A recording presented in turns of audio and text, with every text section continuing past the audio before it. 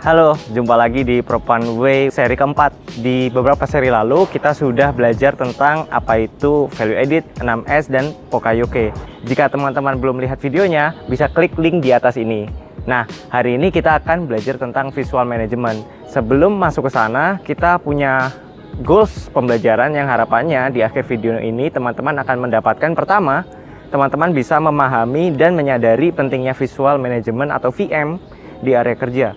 Kedua, teman-teman bisa mengenal elemen penting dalam VM. Dan yang ketiga, teman-teman bisa mengetahui contoh penerapan VM dan mampu menerapkannya di lokasi masing-masing. Lalu, apa sih itu Visual Management atau VM?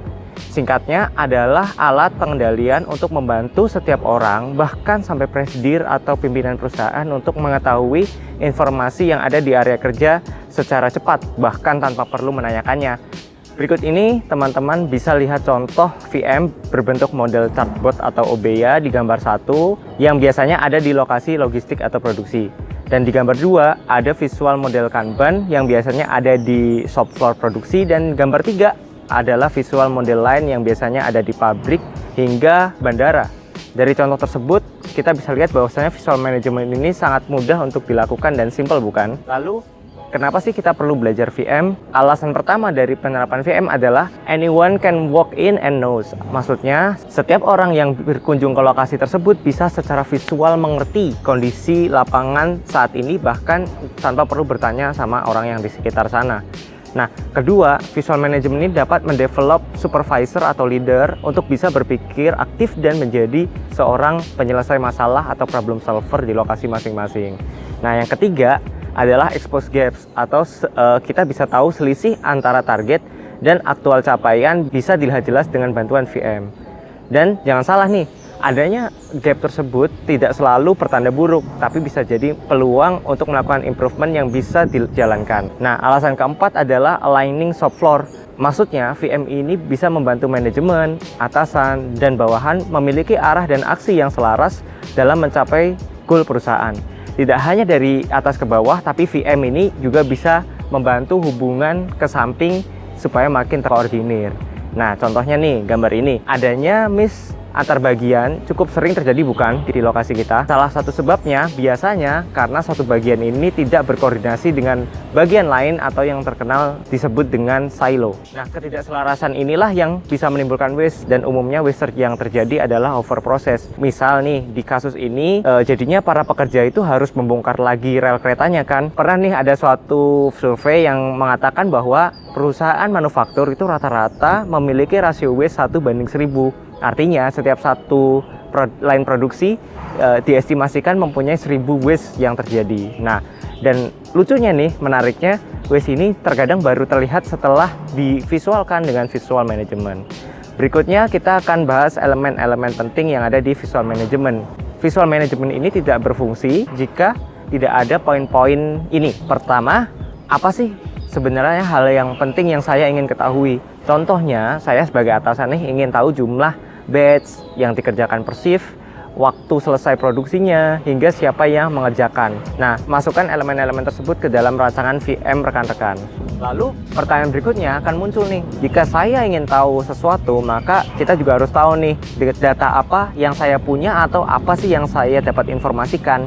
Contoh, saya punya data lead time, jumlah karyawan, output, throughput. Nah, dan data-data itu diramu ya, terakhir diramu, diolah semua itu menjadi yang elemen ketiga adalah apa yang ingin orang lain ketahui.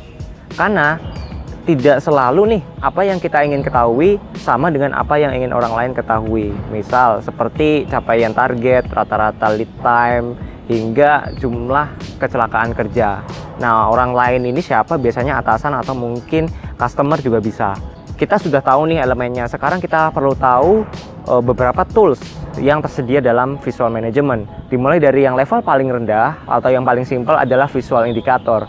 Nah, visual indicator ini adalah alat visual untuk memberikan informasi kepada orang yang melihatnya. Contoh, kalau di Pro1 kita punya yang namanya A3 report, terus juga ada PW News ya. Ada biasanya teman-teman memberi nama area kerja, sampai ada papan VIP buat teman-teman yang ikut VIP. Nah, yang kedua adalah device visual signal. Nah, device visual ini adalah alat atau sistem visual untuk meminta perhatian dalam area kerja. Contoh nih, visual hazard ya, sign upar, hingga sesuatu yang sepertinya tidak visual, yaitu klakson forklift. Setiap forklift akan melewati suatu gang, dia biasanya menghidupkan klakson supaya orang-orang tahu. Nah, di sini driver forklift melakukan yang namanya visual signal. Yang terakhir adalah visual control. Visual control ini adalah alat atau sistem visual untuk memastikan kondisi proses berjalan lancar sesuai aturan. Nah, contoh nih, WI yang dipasang di lapangan, papan saya harus tahu, do and don'ts, penamaan dokumen, tempat peralatan, bahkan contoh yang di luar Propan adalah gardu tol untuk kendaraan kecil atau golongan 1. Terakhir, kita akan bahas contoh penerapan real dari visual management di industri.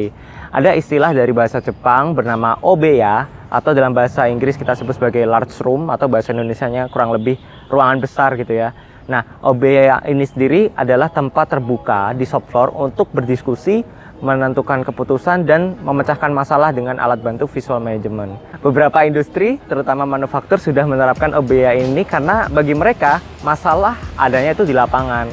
Maka solusinya juga ada di lapangan. Maka dibahasnya juga di lapangan, bukan di ruang meeting. Itu tadi sekilas one point lesson tentang visual management. Nah, jika teman-teman ada pertanyaan atau ada yang salah dari video ini, atau teman-teman mau sharing nih penerapan visual management di lokasi teman-teman masing-masing, jangan ragu untuk tulis komentar di bawah ini.